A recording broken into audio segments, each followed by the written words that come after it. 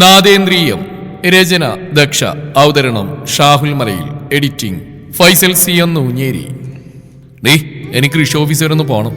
അവൻ മോളെ കൂട്ടാൻ നടന്നകലെന്നവളെ നോക്കി വിളിച്ചു പറഞ്ഞു. അതിനിപ്പോ ഞാനെന്താക്കാനാ? കുഞ്ഞിനറിയില്ലല്ലോ അത് സിംഹാണെന്നും അതിന് സമയാസമയം കടിച്ചേറ ആളെ വേണമെന്നും. അവൾ സ്വയം പിറിവിറുത്തുകൊണ്ട് അവർക്കടുത്തേക്ക് നടന്നു. ആ പോയവൾക്ക് ഈടെയായിട്ട് അനുസരണാശീലം കുറഞ്ഞു വരുന്നുണ്ടല്ലോ കുഞ്ഞാ. അവൻ എന്തൊക്കെയോ ഞൊടിഞ്ഞുകൊണ്ട് പോകുന്നവളെ നോക്കി തന്റെ കയ്യിലിരിക്കുന്ന കുഞ്ഞിനോടായി പറഞ്ഞു. കുഞ്ഞവന്റെ താടിയിൽ പിടിച്ചു വലിച്ചുകൊണ്ട് ഒച്ചയുണ്ടാക്കി. ആരോടാ ഞാൻ ഈ പറയുന്നല്ലേ? അവൻ കുഞ്ഞിന്റെ കവിളിൽ ചുണ്ടുകൾ കൊണ്ടൊന്ന് കടിച്ചുകൊണ്ട് പറഞ്ഞു. കുഞ്ഞിന്റെ ചിരിയലകൾ അവിടെ ഉയർന്നു കേട്ടു. ഇനി ഇവിടെ വരന് ഒപ്പിട്ടോളൂ. രജിസ്ട്രാർ ചൂണ്ടിക്കാണിച്ചെടുത്ത് ഒപ്പിടുമ്പോൾ അവന്റെ ഉള്ളം സന്തോഷത്താൽ തുടിച്ചുകൊണ്ടിരുന്നു. ആ ഹർഷം എത്രത്തോളം ഉണ്ട് എന്നത് അവന്റെ വിറക്കുന്ന കൈകൾ കാട്ടിത്തരുന്നുണ്ടായിരുന്നു. അതുകൊണ്ട് ചെക്കന് 2 ദിവസമായിട്ട് ചാത്തൻ സേവ നടത്താത്തതിന്റെ ലക്ഷണങ്ങൾ ഓരോന്ന് കണ്ടു തുടങ്ങി. മേഘന്റെ വിറക്കുന്ന കൈകളിലേക്ക് തന്നെ നോട്ടം ചെയ്തുകൊണ്ട് രാഹു പറഞ്ഞു. ശരിയാ, 2 ദിവസമായാലും സേവ നടത്തിയിട്ട് അതിന്റെ നല്ല ചൊറിച്ചിലുണ്ട് അങ്ങേർക്ക്. അതുകൊണ്ട് നേരെ പോകുന്നു ഏടത്തിയുടെ അടുത്തേക്കും. പിന്നെ അവിടെ നല്ല അസലും മാന്തി കിട്ടുമ്പോ അത് താനേ ശരിയാവും. രുദ്രനൊന്ന് ചുണ്ടുകൊട്ടി. ഇനിയിപ്പോ ഈ തെണ്ടി കല്യാണം പ്രമാണിച്ചു നന്നാവൂടാ? രാഹു മേഖലയിൽ ദൃഷ്ടി മാറ്റാൻ രുദ്രൻ നോക്കി ചോദിച്ചു. അതിന് സാധ്യത കുറവാ. ഇനി പറയാൻ പറ്റില്ല. ഏടത്തിയെ വളക്കാൻ അങ്ങേര് പഠിച്ച പണി 18 നടത്താനുള്ള സാധ്യതയുണ്ട്. പിന്നെ അങ്ങേരുടെ ഈ സ്വഭാവം വെച്ച് വളക്കാൻ നോക്കി അവസാനം ഏടത്തി ഒടിച്ചു നോക്കി വെളി കളയാനാണ് സാധ്യത കൂടുതൽ. രുദ്രൻ അവർ തമ്മിലുള്ള അംഗമോർത്തുകൊണ്ട് പറഞ്ഞു. ഇനി വധു ഒപ്പിട്ടോളൂ. രജിസ്ട്രാർ ബുക്ക് അവൾക്ക് നേരെ നീട്ടിപ്പിടിച്ചുകൊണ്ട് പറയവേ അവൾ അടുത്തുനിന്നവരെ നോക്കി. വേഗം ഒപ്പിടടി യക്ഷിക്കുഞ്ഞ്, എനിക്കാണെങ്കിൽ കെട്ടാൻ മുട്ടിയിട്ട് വയ്യ.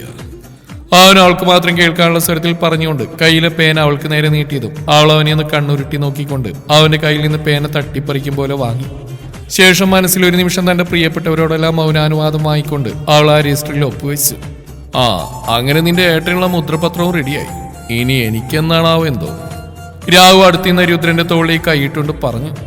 അതിനാദ്യം കണ്ട കനാലിന്റെ അമ്പലത്തിന്റെ ഒക്കെ പരപ്പും വിസ്തീർണം അവൾക്കെന്ന് നിർത്ത്. എന്നിട്ട് പെണ്ണുങ്ങളുടെ മുഖത്തോട്ട് നോക്ക്. അപ്പൊ നടക്കും വല്ലതും. ഇല്ലേല് കാലാകാലം നിങ്ങളിങ്ങനെ ചെരുപ്പ് നീഞ്ഞ് നടക്കത്തേ കാണും. രുദ്രൻ അവന്റെ കൈ തോളിൽ നിന്ന് മാറ്റിക്കൊണ്ട് പുച്ഛത്തോടെ പറഞ്ഞു. തെണ്ടി, ആ കോപ്പന്റെ എല്ലാവിധ ചൊറിച്ചിലും കിട്ടിയിട്ടുണ്ടവന്. രാഹു അത് കേൾക്കെ രുദ്രൻ നോക്കി പല്ലടിച്ചുകൊണ്ട് മുരണ്ടു. അങ്ങോട്ട് ചേർന്ന് നിൽക്ക് കുട്ടി, മുത്തച്ഛൻ പറഞ്ഞു. ഭൂവി അടുത്ത് നിൽക്കുന്നവനൊന്ന് പാളി നോക്കിക്കൊണ്ട് അവനടുത്തേക്ക് ചേർന്ന് നിന്നു. നീ എന്താണ് ഈ ഭൂമി 7 മൈൽ അപ്പുറം പോയി നിൽക്കുന്നത്? എന്റെ അടുത്തേക്ക് നിന്നാലെന്താ നിനക്ക്? അവൻ തനിക്കരികിൽ ബുദ്ധിമുട്ടി നിൽക്കുന്നവളെ നോക്കി ചോദിച്ചു. എന്നിട്ട് വേണം ഇയാൾക്ക് വെറുതെ എന്നെ കയറി പിടിക്കാൻ. ആൾ ആനെ നോക്കാതെ മറുപടി പറഞ്ഞുകൊണ്ട് മുത്തശ്ശനെ നോക്കി ചിരിച്ചു.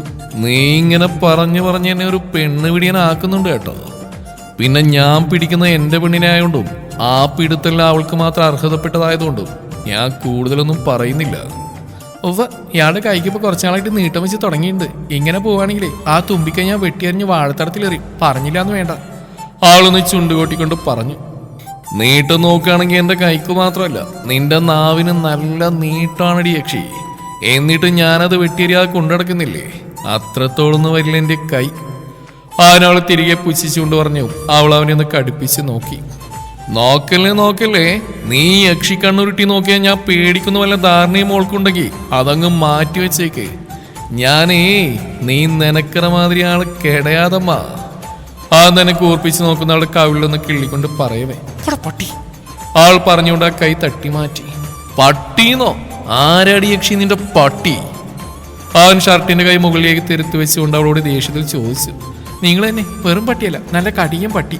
ഒരു നേരം ആ ചൊറി പിടിച്ച വായും വെച്ച് നേരെ നിൽക്കില്ല. ഏത് നേരം എന്റെ പിറകെ നടന്നെന്റെ ചെവി കടിച്ച് പറിച്ചോളണം. നീ വടയക്ഷി, ആരെയാണ് നീ ഇപ്പൊ പട്ടിന്ന് വിളിച്ച്?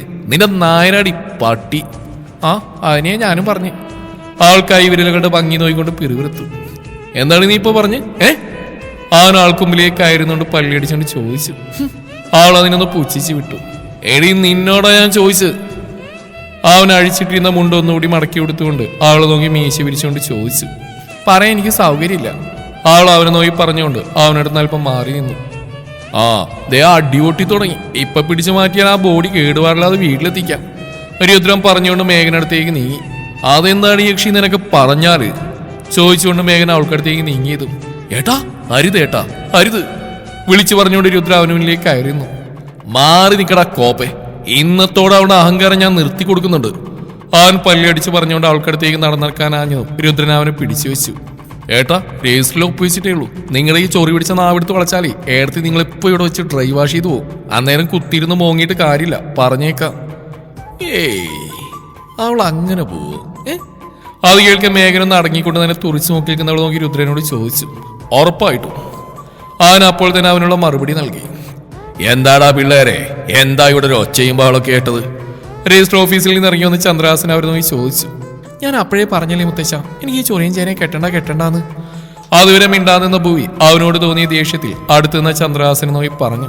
നിന്റെ അച്ഛനാടി കൊണ്ട് യക്ഷി ചൊറിയൻ ചേന. മേഘരുദ്രന്റെ കൈ തട്ടി മാറ്റി അവൾക്കടുത്തേക്ക് നടന്നുകൊണ്ട് പറഞ്ഞു. കണ്ടോ ഇയാളുടെ വായിന്ന് വരും നോക്ക്. ഇങ്ങോട്ട് ഈ നാക്കും സഹിച്ച് ഞാൻ എങ്ങനെ ഇയാളുടെ കൂടെ ജീവിക്കാം? എനിക്കൊന്നും പറ്റില്ല. ആളവനിൽ നിന്ന് മുഖം വെട്ടി ചിരിച്ചുകൊണ്ട് പറഞ്ഞു. നീ അങ്ങനെ കഷ്ടപ്പെട്ട് എൻ്റെ കൂടെ ജീവിക്കണ്ടടി, ഇഷ്ടപ്പെട്ട് ജീവിച്ചാൽ മതി. അത് പറഞ്ഞതും അവനിൽ പതിവ് കള്ളച്ചിരി വിരിഞ്ഞിരുന്നു. അതുവരെ തിളച്ചു മറിഞ്ഞിരുന്നവന്റെ പെട്ടെന്നുള്ള ഭാവമാറ്റം അവളിലൊരു പതറിൽ തീർത്തു. ഇവൻ തന്നെയല്ലേടാ കുറച്ചു മുന്നേ പന്തം കണക്ക് കത്തിന്ന്? രാഹു തനിക്കടുത്തുന്ന രുദ്രനെ നോക്കി സംശയത്താൽ ചോദിച്ചു. പേടിച്ചിട്ടാ ഏടത്തിങ്ങാനി കൂടെ വെച്ചാൽ അങ്ങനെ ഡ്രൈ വാഷ് ചെയ്താലോ എന്നുള്ള പേടി. രുദ്രൻ ഒരു ഇളിയോടെ ഭൂവിയെ നോക്കി നിൽക്കുന്ന മേഘനെ നോക്കി പറഞ്ഞു. മുത്തശ്ശ. എന്താ മോളെ? എനിക്ക് ഇയാളെ കെട്ടണ്ട. ആൾ തനിക്ക് മുമ്പിൽ ഒരു ഇളിയോടെ നിൽക്കുന്നവരെ നോക്കി പറഞ്ഞു. ബൊമ്മി. അവനാളെ നാടകീയമായി എന്ന് വിളിച്ചു. ഓടോ. ആളവനെ അട്ടപടലും പുച്ഛിച്ച് വിട്ടു. എടി യക്ഷിക്കുഞ്ഞെ, നീ താലി കെട്ടുന്നതിന് മുന്നേ എന്നെ കൈയൊഴിഞ്ഞല്ലേടി. ദേ ഞാൻ മീശ താഴ്ത്തി. അവൻ പറഞ്ഞുകൊണ്ട് കുറച്ചു നേരം മുന്നേ പിരിച്ചു വെച്ച തന്നെ മീശ താഴ്ത്തി മടക്കി കുത്തിയ മുണ്ടഴിച്ചിട്ട് അവൾക്കടുത്തേക്ക് ചെന്നു. അയ്യേ, നിന്റെ ഏട്ടന് പ്രേമമൂത്ത് സ്വബോധം നഷ്ടപ്പെട്ടതാടാ, നാണം കെട്ടവൻ. ഒരു ഉളുപ്പില്ലാതല്ലേ വീണ്ടും അതിനോട് ഒലിപ്പിച്ചുകൊണ്ടില്ലെന്ന് അവൻ മേഘനെ നോക്കി അവജ്ഞതയോടെ പറഞ്ഞു. എന്റെ അടുത്തേക്ക് വരരുത്, അവിടെ നിന്നോളണം.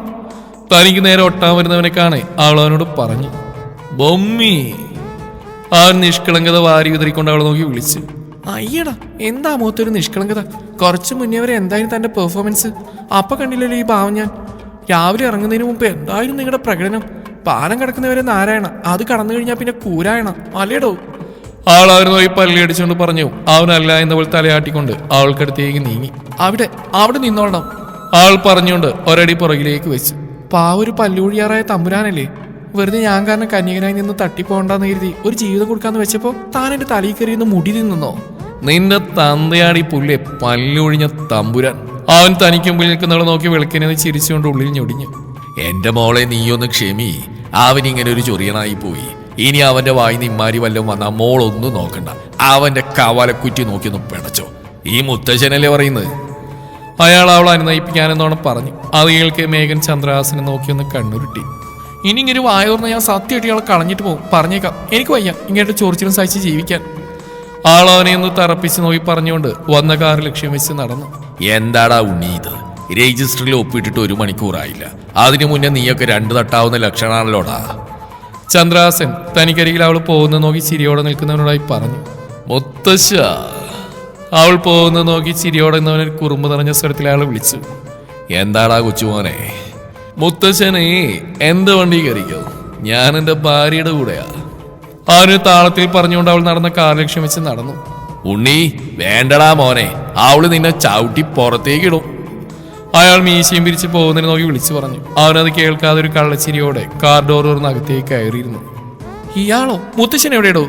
മുത്തശ്ശൻ അവരുടെ കൂടെ വരാന്ന് പറഞ്ഞേ. അപ്പൊ ഞാൻ കരുതി കുട്ടിയുടെ കൂടെ വരാന്ന്. അവനാളെ നോക്കി കളിയാക്കുന്ന പോലെ പറഞ്ഞുകൊണ്ട് പുറത്തേക്ക് ഇറങ്ങാൻ പോയവളെ പിടിച്ചു വെച്ചു. വീട്ടിൽ തന്നെ അവൾ തന്നെ പിടിച്ചു വെച്ചിരിക്കുന്നവരെ തള്ളി മാറ്റാൻ ശ്രമിച്ചുകൊണ്ട് പറഞ്ഞു. ഡ്രൈവിംഗ് സീറ്റിലെ ഡ്രൈവർ ഇതെന്താണ് സംഭവം എന്ന രീതിയിൽ അവരെ രണ്ടിനെയും മിഴിച്ചു നോക്കിയിരിക്കുന്നുണ്ട്. വെറുതെ ഞങ്ങളുടെ റൊമാൻസ് നോക്കിക്കാതെ വണ്ടി എടുക്കണ ആത്മാവേ, എല്ലേലിപ്പോ ഇവിടെ ഒരു ചോരപ്പുക ഒഴുകുകയെ. ആരാളെ തന്നെ നെഞ്ചിലേക്കിട്ട് പൊതിഞ്ഞു പിടിച്ചുകൊണ്ട് പറഞ്ഞു. അയാൾ അവർ രണ്ടുപേരെയും ഒന്ന് പതറി നോക്കിക്കൊണ്ട് വണ്ടിയെടുത്തു. നാഥന്റെ യക്ഷി കുഞ്ഞ് കടിച്ചേക്കലടി പറഞ്ഞേ, ഇന്നിനി ഹോസ്പിറ്റൽ കയറിറങ്ങാൻ എനിക്ക് വയ്യാത്തോണ്ടാ. അവൻ തന്നെ നെഞ്ചിൽ കിടന്ന് കുതിർന്നവളൊന്ന് പൊതിഞ്ഞു പിടിച്ചുകൊണ്ട് പറയലും അടുത്ത നിമിഷം അവൾ തന്റെ പല്ലുകൾ അവന്റെ നെഞ്ചിൽ കുത്തിയിറക്കിയിരുന്നു. അവനൊന്ന് എരിവലിച്ചുകൊണ്ട് കിഴിച്ചുകൊണ്ട് കടിച്ചിരിച്ച് അവളുമായി സീറ്റിലേക്ക് ചാരി. ഈ കടിക്കൊരു മറുകടി നൽകിയിട്ട് ഇനി ഈ മേഘനാഥന് വിശ്രമമുള്ളൂ മോളെ ബൊമ്മി. അവൻ തന്നെ നെഞ്ചിൽ നിന്ന് പല്ലുകൾ വേർപ്പെടുത്തി തന്നെ തുറിച്ചു നോക്കുന്നവളെ നോക്കി നുണക്കുഴി കാട്ടി ഒരു കള്ളച്ചിരിച്ചുകൊണ്ട് മനസ്സിൽ പറഞ്ഞു. എന്നെ വിടറോ കാല. ആളവന്റെ കയ്യിൽ നിന്ന് പെടഞ്ഞു. വീടാ അതിനു മുമ്പ് നാദേട്ടം പറയുന്ന എന്റെ കൊച്ച് ശ്രദ്ധിച്ച് കേൾക്കണം. ഇല്ല വിടോ, ആളവനിൽ കുതിരിമാറാൻ ശ്രമിച്ചുകൊണ്ട് പറഞ്ഞു. ബൊമ്മി, അവൻ ശാസനയോട് അവിടെ വിളിച്ചതും അവന്റെ സ്വരത്തിൽ പെട്ടെന്ന് കൈവന്ന കാഠിന്യമറിയെ അതുവരെ അവന്റെ പിടിയിൽ നിന്ന് കുതിരിമാറാൻ ശ്രമിച്ചുകൊണ്ടിരുന്നവൾ അവനെ ഒന്ന് മുഖമുയർത്തി നോക്കി. എനിക്ക് നിന്നോട് വളരെ പ്രധാനപ്പെട്ട ഒരു കാര്യം പറയാനുണ്ട്. അവൻ അവൾ നോക്കി അത്രയും ഗൗരവത്തിൽ പറഞ്ഞു. അവളുടെ പിടച്ചിൽ അവസാനിച്ചിരുന്നു. നമ്മൾ രജിസ്റ്റർ മാരേജ് കഴിഞ്ഞവരും തൽക്കാലം ഇപ്പൊ ആരും അറിയണ്ട. അതവൻ പറഞ്ഞതും അവളുടെ നെറ്റിയെന്ന് ചുളിഞ്ഞു. ആ കാവടിക്കാരനോടെ ഭാഗത്തു നിന്ന് ഏത് നിമിഷവും എനിക്ക് നേരെ ഒരു ആക്രമണം ഉണ്ടായിരുന്നു വരും. അതുകൊണ്ട് ഇനിയുള്ള ദിവസങ്ങളിൽ നീ നല്ലപോലെ ശ്രദ്ധിക്കണം. അവന്റെ സംസാരം ഗൗരവത്തിലായി. കാവിലെ ഉത്സവം എടുത്തു. കൊടിയേറ്റത്തിന് മുന്നേ എപ്പോ വേണമെങ്കിലും അവർ നിന്നെ കടത്താൻ സാധ്യതയുണ്ട്. അതുകൊണ്ട് നീ ഒന്ന് കരുതിയിരിക്കണം. അവൻ തന്നെ നെഞ്ചിൽ ചാരിയിരിക്കുന്നവരുടെ കവിളുകൾ പൊതിഞ്ഞു പിടിച്ചുകൊണ്ട് ഗൗരവത്തിൽ പറയവേ എത്ര പേടിയിൽ നിന്ന് പുറമേ നടിച്ചിട്ടും അവൾക്കുള്ളൊന്ന് പേടിയാൽ വിറക്കുക തന്നെ ചെയ്തു. ഇന്ദ്രൻ തിരികെ വരുന്നതിന് മുന്നേ ഒരു നീക്കം അയാളിൽ നിന്ന് പ്രതീക്ഷിക്കാം. അത് എപ്പോ വേണമെങ്കിലും ആവാം. ആ സമയത്ത് ഞാൻ നിന്റെ കൂടെ ഉണ്ടാവണമെന്നില്ല. അവനത് പറയുക അവന്റെ നെഞ്ചിൽ ചുരുട്ടി പിടിച്ച് അവളുടെ കൈകളൊന്ന് മുറുകി. പേടിക്കരുത്, പേടിക്കാതെ നിന്ന് അയാളെ നേരിടണം. നീ എന്തിനു വേണ്ടിയാണ് അയാൾ ഈ ചക്രവ്യൂഹം ഒരുക്കുന്നതെന്ന് അറിയണമെങ്കിൽ നിന്നെ അയാൾക്ക് വിട്ടുകൊടുത്തേ മതിയാവൂ. അതുകൊണ്ട് മാത്രമാണ് ഞാനിതിന് കൂട്ടു നിൽക്കുന്നത്. ഇതിനിടയിൽ പലതും നടന്നേക്കാം. നിന്നെ എൻ്റെ ചെറുകിനടിയിൽ നിന്ന് പറിച്ചു മാറ്റാൻ ആ ഒരു പല കളികളും കളിച്ചെന്ന് വരും. ഭയപ്പെടാതെ നീ ഭയപ്പെടില്ല. എന്നെ ഭയപ്പെടുന്ന പലതും ഉണ്ടാവും. പക്ഷെ അതൊന്നും എന്നിലെ ഭയത്തെ സ്വാധീനിക്കാത്ത വിധം ഇന്ന് ഞാൻ ശക്തിയാണ്. അവളത് പറയുമ്പോൾ അവളുടെ കൈകൾ അവനിലൊന്നും മുറുകിയിരുന്നു. നമ്മുടെ സേതുവിന്റെ ഭാര്യയില്ലേ ആ രേവതി, അവൾ ഏതൊരുത്തിന്റെ കൂടെ പോയിന്ന് പറമ്പിൽ പണിക്ക് വന്നവരിൽ ഒരാൾ കൂടെ ജോലി ചെയ്യുന്ന മറ്റൊരാളോട് പറഞ്ഞു. ഏത്? ആ നിറയെ മുടിയൊക്കെ ഉള്ള കാണാൻ നല്ല ചേരുള്ള പെണ്ണു. അയാളുടെ അടക്കി പിടിച്ചുള്ള സംസാരം കേട്ടവൻ ചെയ്യുന്ന ജോലി പകുതിയിൽ നിർത്തിക്കൊണ്ട് അയാളെ നോക്കി ആശ്ചര്യത്തിൽ തിരക്കി. ആ പെണ്ണ് തന്നെ. അയാൾ അതിനനുകൂലിച്ച് പറഞ്ഞുകൊണ്ട് തന്നെ ജോലി തുടങ്ങും. എന്നാൽ ഈ പെണ്ണുങ്ങൾക്കൊക്കെ ഇത് എന്തിന്റെ കേടാ? അതിനെ കണ്ടാ പറയോ അതങ്ങനെ ഒരുത്തിയാന്ന്. അയാൾ ഇപ്പോഴും കേട്ട് വിശ്വസിക്കാൻ കഴിയാതെ താടിക്ക് കൈ കൊടുത്ത് ആ വരമ്പത്തേക്ക് ഇരുന്നുകൊണ്ട് പറഞ്ഞു. ആ പെണ്ണിനെ പറഞ്ഞിട്ടും കാര്യമില്ല. അവന്റെ കയ്യിലിരിപ്പിന് ആരായാലും അങ്ങനെ ചെയ്യും. അതെന്താണ് താൻ അങ്ങനെ പറഞ്ഞു? അമ്മാതിരി അലമ്പായിരുന്നില്ലേ അവൻ, വല്ലാത്ത കൂടി. പിന്നെ അതിനെ ആ നാരി കുറച്ചൊന്നല്ല അവിടെ ഇട്ട് കഷ്ടപ്പെടുത്തിക്കൊണ്ടിരിക്കുന്നു. അതൊരു മിണ്ടാപൂച്ചയാണ്ട് ഈ കാലിന് ഏത് നേരം അതിനോട് കുതിര കയറാൻ ചെല്ലുക തന്നെയായിരുന്നു പണി. പിന്നെ അത് എന്ത് ചെയ്താലും വഴക്കും വക്കാണോ മാത്രം. ഞാൻ അവന്റെ അയൽവക്കായോണ്ട് പറയാ, സ്നേഹത്തോടൊരു വാക്കാ തേണ്ടി അതിനോട് പറയുന്നത് ഞാൻ ഇന്നവരെ കേട്ടിട്ടില്ല. എന്തിനേറെ പറയുന്നു, അതിനെ വിളിക്കുന്നതന്നെ കേൾക്കണം. ഒരുമാതിരി മൃഗങ്ങളോട് പെരുമാറുന്ന പോലെയല്ലേ അതിനോട് പെരുമാറുന്നു. എടി, വാടി, പോടി, പോത്തെ, കഴുതേ, കോപ്പേ എന്ന് വേണ്ട സകലമാന പേരും ചൊല്ലി അതിനെ വിളിക്കും. അയാളുടെ ആ സംസാരം കേൾക്കെ അവിടെ അടുത്ത് കാറിൽ ചാരിന്ന് കണക്ക് നോക്കിക്കൊണ്ടിരുന്നവന്റെ കയ്യിൽ നിർത്താതെ ചലിച്ചുകൊണ്ടിരുന്ന പേന ഒരു നിമിഷം നിന്നുപോയി. അയാൾ അടുത്തതായി എന്താണ് പറയാൻ പോകുന്നതെന്നറിയാനായി അവൻ പോലും അറിയാതെ അവന്റെ കാതുകൾ കൂർത്തു വന്നു. ഇതൊന്നും പോരായിട്ട് ചില്ലറയാണ് അതിനവിടെ ഇട്ട് കഷ്ടപ്പെടുത്തുന്നേ. അതിനവിടെ കണ്ണീരൊഴുക്കാൻ മാത്രമേ നേരമുള്ളൂ. ഒരാശ്വാസവാക്ക് പറയാൻ പോലും അതിനവിടെ ആരുമില്ല. അങ്ങനെയുള്ളിടത്ത് എങ്ങനെയാണ് ആ പെണ്ണ് നിൽക്കുക? ഇങ്ങനെ അഭിമാനം പണയം വെച്ച് നിന്നിട്ട് എന്താടോ അതിന് തിരികെ കിട്ടുന്നത്? കുറെ ആട്ടുന്നുപ്പ് മാത്രം. എന്റെ അഭിപ്രായത്തിൽ ആ പെൺകൊച്ചി ചെയ്തിൽ യാതൊരു തെറ്റുമില്ല. അയാളുടെ വാക്കിൽ ഇന്ദ്രന്റെ നെഞ്ചിൽ തന്നെ തറഞ്ഞു കയറി. അവൻ കയ്യിൽ പിടിച്ചിരുന്ന കണക്ക് പുസ്തകം അവൻ പോലും അറിയാതെ മടക്കിപ്പോയി. ഇങ്ങനെ അഹങ്കാരം തലക്കുടിച്ച് നടക്കുന്നമാർക്കൊക്കെ അങ്ങനെ തന്നെ വേണം. ഇപ്പൊ കണ്ടില്ലേ ആ പെൺകൊച്ചു പോയെന്ന് പറഞ്ഞ് മോയിക്കൊണ്ട് നടക്കുന്നത്? അതാണ്ടോ പറയുന്നത് കണ്ണുള്ളപ്പോ അതിന്റെ വില അറിയില്ലാന്ന്. ഇപ്പൊ അവന്റെ അവസ്ഥയൊന്ന് കാണണം. അയാൾ അതും പറഞ്ഞ് ചുണ്ടുകൊട്ടി ചിരിച്ചു. പറഞ്ഞ നേരാ, സ്നേഹിക്കേണ്ട സമയത്ത് സ്നേഹിക്കണം. അല്ലാതെ അന്നേരം ആട്ടി ഓടിച്ച് അവഗണിച്ച് നടന്നാ മോങ്ങി കുത്തിരിക്കാനും നേരം കാണും. പിന്നീട് തങ്കമാണ് ജീവനാണെന്ന് പറഞ്ഞ് ചെന്നിട്ടൊന്നും ഒരു കാര്യമില്ല. അയാൾ അതിനും അനുകൂലിച്ച് പറഞ്ഞുകൊണ്ട് തന്നെ ജോലി തുടർന്നു. ഇതെല്ലാം കേട്ടുന്നവനാണെങ്കിൽ തെളിനീര് പോലെ കലങ്ങിക്കിടന്ന കുളത്തിൽ ആരോ കോലിട്ടിളക്കി കലക്കി മറിച്ച അവസ്ഥയിൽപ്പെട്ട പോലെയായിരുന്നു അവിടെ നിന്നിരുന്നു. അവർ പറഞ്ഞ ഓരോ വാക്കിലും അവൻ കണ്ടത് തന്നെ തന്നെയായിരുന്നു. കഥ വ്യത്യാസം ഉണ്ടെങ്കിൽ കൂടി സാഹചര്യം അതൊന്നു തന്നെ. അവളെ ഓർക്കെ അവനുള്ളമാകെ ഉരുണ്ടുമറിയാൻ ആരംഭിച്ചു. ഞാൻ അവളോട് അങ്ങനെയാണ് പെരുമാറുന്നത്? അവൻ സ്വയം ചോദിച്ചു. അതേന്ന ഉത്തരം അവന് നോക്കി പല്ലിളിക്കുന്ന പോലെ തോന്നി അവന്. അവൾ എന്നെ ഇതുപോലെ വിട്ടുപോകാൻ ആഗ്രഹിക്കുന്നുണ്ടാവുമോ? ആ ചോദ്യം അവനെ വരിഞ്ഞു മുറുകിയ ശ്വാസം മുട്ടിക്കുന്നത് അവൻ അറിഞ്ഞു. ഇല്ല, ഒരിക്കലും ഇല്ല. അവൻ വിറളി പിടിച്ചവനെ പോലെ സ്വയം പറഞ്ഞു. ഒരുമാതിരി മൃഗങ്ങളോട് പെരുമാറുന്ന പോലെയല്ലേ അതിനോട് പെരുമാറുന്നു. എടി, വാടി, പോടി, പോത്തെ, കഴുതേ, കോപ്പേ എന്ന് വേണ്ട സകലമാന പേരും ചൊല്ലി അതിനെ വിളിക്കും. ഇങ്ങനെയൊക്കെ ഉള്ളിടത്തു കൂടെ ഏത് പെണ്ണാ നിൽക്കുക? അങ്ങനെ അഭിമാനം പണയം വെച്ച് നിന്നിട്ട് എന്താടോ അതിന് തിരികെ കിട്ടുന്നത്? കുറെ ആട്ടുന്നുപ്പ് മാത്രം. അയാളുടെ വാക്കുകൾ ഒരിക്കൽ കൂടി മനസ്സിന്റെ താളം തെറ്റിച്ചുകൊണ്ട് കടന്നു വരവേ അവന്റെ ഉള്ളം കരയിൽ പിടിച്ചിട്ട വരാലിനെ കൂട്ട് പിടഞ്ഞുകൊണ്ടിരുന്നു. ആ പിടപ്പ് അവസാനിക്കണയിൽ അവളെ ഒന്ന് കണ്ടേ തീരും തോന്നിയ നിമിഷം അവനൊന്നും ചിന്തിക്കാതെ കാറിനകത്തേക്ക് കയറാനൊരുങ്ങിയതും തമ്പ്രാ വിരളി പിടിച്ച് കാറിലേക്ക് കയറാൻ ഒരുങ്ങിയവനെ ആരുടെയോ ശബ്ദം പിടിച്ചു നിർത്തി. എന്താണോ? അവൻ തിരിഞ്ഞോട് തനിക്ക് മുമ്പിൽ പരിങ്ങി നിൽക്കുന്നവനെ കണ്ടിട്ടും ഒട്ടും ക്ഷമയില്ലാത്തവനെ പോലെ ചോദിച്ചു. അത് വന്ന് അയാൾ അവനോട് കാര്യം പറയാൻ മടിച്ചുകൊണ്ട് തലയുന്ന ചൊറിഞ്ഞു. എന്താണെങ്കിലും പറഞ്ഞു കൊടുക്കടോ കോപ്പേ. അവന് തത്തിക്കളി കാണാൻ അടുത്ത നിമിഷം ക്ഷമ നശിച്ചെന്നവന്റെ പിടിവിട്ടിരുന്നു. അത് ഇന്നൊക്കെ ഒരു നാൾ മട്ടും എനിക്ക് ലീവ് കൊടുപ്പീങ്ങളാ. പൊണ്ടാട്ടി കൂടെ വെളിയിലെ പോണം. തീരുമാനം മുടിച്ചതൊക്കെ എന്താ അവളെങ്കിലും കൂട്ടിട്ട് പോയത് കിടയാത്. മുന്നിൽ നിൽക്കുന്നവൻ ഇന്ദ്രനെ നോക്കി ചമ്മലോടെ പറഞ്ഞു. അത് കേട്ടുന്നവന്റെ ദേഷ്യം സകല സീമകളെയും ലംഘിച്ച് പുറത്തിയാളിയിരുന്നു. അതിന് ഞാനെന്തോ വേണോ കോപ്പേ? നീയൊക്കെ എന്റെ അണ്ണാക്കിലൂടെയാണോ ഭാര്യയും കൊണ്ട് പോകുന്നത്? അവൻ പറയാമെന്ന് നിർത്തിക്കൊണ്ട് മുന്നിൽ നിൽക്കുന്നവനെ നോക്കി പല്ലിയടിച്ചു പൊട്ടിച്ച് ദേഷ്യത്തിൽ ഡോറും വലിച്ചു തുറന്ന് കാറിനകത്തേക്ക് കയറി. അവന്റെ വർത്തമാനം കേട്ടാ തോന്നും അവന്റെ ഭാര്യ ഉലകം ചുറ്റാൻ കൊണ്ടുപോകുന്ന എന്റെ വീടിന്റെ ഉമ്മറത്തൂടെയാണെന്ന്. വീണ്ടും അവന്റെ അമൃഷത്തോടെ പറഞ്ഞുകൊണ്ട് വണ്ടി മുന്നോട്ടെടുത്തു. ഇന്നെ നല്ല ദേഷ്യത്തിലാണുള്ള ആള്. എന്തു പറ്റിയോ എന്തോ? അവിടെ അവന്റെ ഉച്ചത്തിലുള്ള സംസാരം കേട്ടുന്ന ഒരാൾ ആരോടെങ്കിലും പറഞ്ഞു. അതിനെപ്പോഴാ അങ്ങേർക്ക് ദേഷ്യമില്ലാത്തേ? അവിടെ നിന്ന് മറ്റൊരാൾ അതിനെ ഏറ്റുപിടിച്ചെന്നാണ് പറഞ്ഞു. അതും ശരിയാ. അത് കേട്ടത് അടുത്തയാൾ അയാളുടെ വാക്കുകൾ ശരിവെച്ചു. ഇന്ദ്രന്റെ കാറ് വീട്ടുമുറ്റത്തേക്ക് വന്നു നിന്നതും അവിടെ പുറത്ത് പട്ടികൂട് വൃത്തിയായിക്കൊണ്ടിരുന്ന ചിന്നൻ അവൻ ആ നേരത്തെ അവിടെ കണ്ടു നെറ്റി വിളിച്ച് നോക്കി. കാറ് തുറന്ന് പുറത്തേക്ക് ഇറങ്ങിയവൻ ഉറച്ച കാലടികളോടെ വീടിനകത്തേക്ക് കയറി. അവൻ നേരെ പോയത് അടുക്കളയിലേക്കാണ്. എന്നാൽ അവിടെയൊന്നും ആരെയും കാണാതായതും അവന്റെ നെറ്റിയിൽ വരകൾ വീണ് തുടങ്ങി. ഇവളിതവിടെ കാണുന്നില്ലല്ലോ. അവൻ അടുക്കള ഭാഗത്തും ചുറ്റിനുമെല്ലാം ഒന്ന് കണ്ണുപിടിച്ചുകൊണ്ട് ഹാളിലേക്ക് നടക്കുന്നതിനിടയിൽ സ്വയം ചോദിച്ചു. നീലി! ഹാളിലെത്തിയത് അവൻ ഉച്ചത്തിൽ അവളെ വിളിച്ചു. എന്നാൽ അവന് നിരാശനായിക്കൊണ്ടെന്ന് പോയി അവിടെ പ്രത്യേകിച്ച് അനക്കമൊന്നും ഉണ്ടായില്ല. നീലി! മുകളിലേക്കുള്ള പടികൾ കയറുന്നതിനിടയിൽ അവൻ അവളെ വീണ്ടും വിളിച്ചു. അമ്മയെങ്കിൽ ഇല്ല തമ്പുരാ.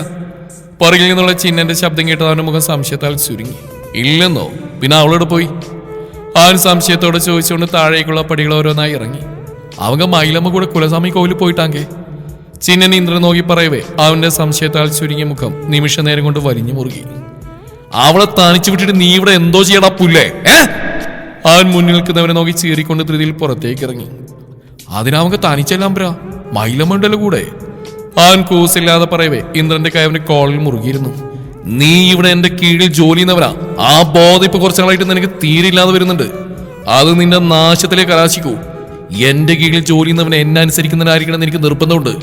അത് അങ്ങനെയല്ലാതെ വന്നാ ഒരു വിചാരണ കാത്തിൽക്കാതെ അപ്പ ഇറങ്ങിക്കോണം. അവൻ ചിന്നനെ നോക്കി മുരളുന്ന പോലെ പറഞ്ഞുകൊണ്ട് കാറ്റുപോലെ പുറത്തേക്കുള്ള വഴിയെ നടന്നു നീങ്ങി. അവളുടെ അമ്മൂമ്മയുടെ ഒരു തൊഴാമ്പോക്ക് ഇന്നത്തോടെ നിർത്തിച്ചു കൊടുക്കുന്നില്ല ഞാൻ. അമ്പലം വിഴുങ്ങി. അവൻ മുണ്ടും മടക്കി കുത്തി മുന്നോട്ട് നടക്കുന്നതിൽ പല്ലടിച്ചുകൊണ്ട് പറഞ്ഞു. ഇനി ഒത്തിരി ദൂരമുണ്ട് അങ്ങോട്ടേക്ക്? മുന്നോട്ട് നടക്കുന്നതിനിടയിൽ അവൾ തനിക്ക് മുന്നിൽ ഒരു വഴികാട്ടിയെ പോലെ നടക്കുന്ന മയിലമ്മയെ നോക്കി അണപ്പോടെ ചോദിച്ചു. ഏയ് ഇന്നും കൊഞ്ചം ദൂരം താമാ. ആർ മുന്നിലെ വഴിയിലേക്ക് ചാഞ്ഞു നിൽക്കുന്ന കൊമ്പുകൾ ഓരോന്ന് വകഞ്ഞു മാറ്റിക്കൊണ്ട് അവൾക്കുള്ള ഉത്തരം നൽകി. ഇതിലെ വരുന്നവർക്ക് ഈ കാടും പടലയൊന്ന് വൃത്തിയാക്കിയിട്ടൂടെ? അല്ലാതെ മനുഷ്യർക്ക് നടക്കാൻ കഴിയതിലൂടെ? അവൾ തനിക്ക് നേരെ പാഞ്ഞു വരുന്ന വളർന്നിറങ്ങിയ ചെറിയ കൊമ്പുകൾ അറുത്തു മാറ്റിക്കൊണ്ട് പറയവേ അത് കേട്ട മൈലമ്മയുടെ ചുണ്ടുകളൊന്ന് വിടർന്നു. ഇവിടെ ഉള്ളവർക്ക് സ്വന്തം കുടുംബം നോക്കാൻ തന്നെ നേരില്ല, പിന്നല്ലേ ഇതൊക്കെ ശ്രദ്ധിക്കാൻ പോകുന്നു. അവങ്ക അതൊന്നും പണ്ടമാട്ടാങ്കമ്മ. അവരവളോടൊരു ഒഴുക്കമട്ടിൽ പറഞ്ഞു. ഇന്ദ്രേട്ടൻ പറഞ്ഞ് എനിക്കറിയാം കുറച്ചൊക്കെ. ഇങ്ങനെയുള്ള മനുഷ്യന്മാർ നമുക്ക് ചുറ്റിനുണ്ടല്ലോ എന്ന് ഓർക്കുമ്പോഴാ. അവൾ ഇത്തിരി ഈർഷ്യയോടെ പറഞ്ഞു. ആന എല്ലാവരും അംഗമാതിരി ആൾക്ക് കിടയാതമ്മ. അന്ത സമുദായത്തിൽ ഇരിക്കുമ്പോൾ മട്ടും താപ്പിടി. അവരെ മാത്രമേ ഇവിടെ പേടിക്കേണ്ടതും. അവരവളൊരു നിശ്വാസത്തോടെ പറഞ്ഞു. ആന ചെറിയമ്പ്രാൻ അവർക്കൊക്കെ വലിയ കാര്യ. തമ്പുരാൻകുട്ടി ഇടയ്ക്ക് വരുമ്പോൾ അവിടേക്ക് പോവാറുണ്ട്. തമ്പുരാൻകുട്ടിയുടെ അടുത്ത് ജോലി ചെയ്യുന്നവരിൽ പലരും അവിടെ ഉള്ളവരാ. അവർ പറഞ്ഞു. നീലയുടെ ചുണ്ടെന്ന് കൂർത്തു. മനുഷ്യപ്പറ്റാത്ത വർഗങ്ങളായിട്ടാ സിംഹത്തിന്റെ സവാസം. പിന്നെ എങ്ങനെ അങ്ങനെ ആവാതിരിക്കും? അവൾ മനസ്സിൽ ഞൊടിഞ്ഞു. ദാ കോവിലെത്തി. ആറ് മുന്നിലേക്ക് നോക്കിക്കൊണ്ട് പറഞ്ഞു. അവളുടെ കണ്ണ് അവിടേക്ക് പോയി. മുന്നിലെ ഭീമാകാരമാർന്ന വനദുർഗാ വിഗ്രഹം കാണെ അവളൊന്ന് കണ്ണുമിഴിച്ചു പോയി. ആദ്യമായിട്ടാണ് അവൾ ഇത്രയും വലിയൊരു ദേവീശില കാണുന്നത് തന്നെ. അതിന്റെ ആശ്ചര്യത്തിൽ മുഴുകിയിരുന്നവൾ പ്രാർത്ഥിക്കാൻ മറന്നുപോയി എന്ന് തന്നെ പറയാം. അവളുടെ കയ്യിലിരുന്ന കുഞ്ഞിപ്പെണ്ണിന്റെ ശബ്ദമാണ് അവളതിൽ നിന്ന് കണ്ണുകൾ പറിച്ചു മാറ്റാൻ പ്രേരിപ്പിച്ച്. കുഞ്ഞവൾ നോക്കുന്നില്ലെന്ന് കാണെ അവളുടെ മുഖത്തൊന്ന് തള്ളിക്കൊണ്ട് വിളിച്ചു. അവൾ കവളിൽ കൈവച്ചിട്ട് കുഞ്ഞിനെ നോക്കി വിളിയേട്ടു. കുഞ്ഞാ വലിയ ദേവീശിലേക്ക് വിരൽ ചൂണ്ടിക്കൊണ്ട് അവളോട് പറഞ്ഞു. അല്ല എന്റെ പെണ്ണെ, തമ്പായി. അവൾ കുഞ്ഞിനെ നോക്കി പറഞ്ഞു. എവിടെ? അവിടെ അപ്പോഴാളും ബോയിൽ തന്നെ ഉറച്ചു നിൽക്കുക. ബോയെങ്കിൽ ബോ. അവൾ കുഞ്ഞിന്റെ കോർത്ത ചുണ്ടിലൊന്ന് മുത്തിക്കൊണ്ട് പറഞ്ഞു. ഇന്ത പൊണ്ണ് യാറുമാ ഇങ്ങ പാത്തത് ഞാൻ കിടയാത്. അവിടെ ഉണ്ടായിരുന്ന പൂജാരിയും തോന്നിക്കുന്നയാൾ മൈലമ്മക്ക് അടുത്തേക്ക് വന്നുകൊണ്ട് ചുളിഞ്ഞ മുഖത്തോടെ ചോദിച്ചു. ഇവങ്ക ചിന്നമ്പ്രാവുടെ മനൈവിതാ. അത് കേൾക്കെ അയാളുടെ കണ്ണുകൾ ആശ്ചര്യം മൂലൊന്ന് വിടരുകയും അടുത്ത നിമിഷം അത് ഇരുളുകയും ചെയ്തു. തുടരും. ഈ കഥയുടെ ബാക്കി ഭാഗം നാളെ ഇതേ സമയം.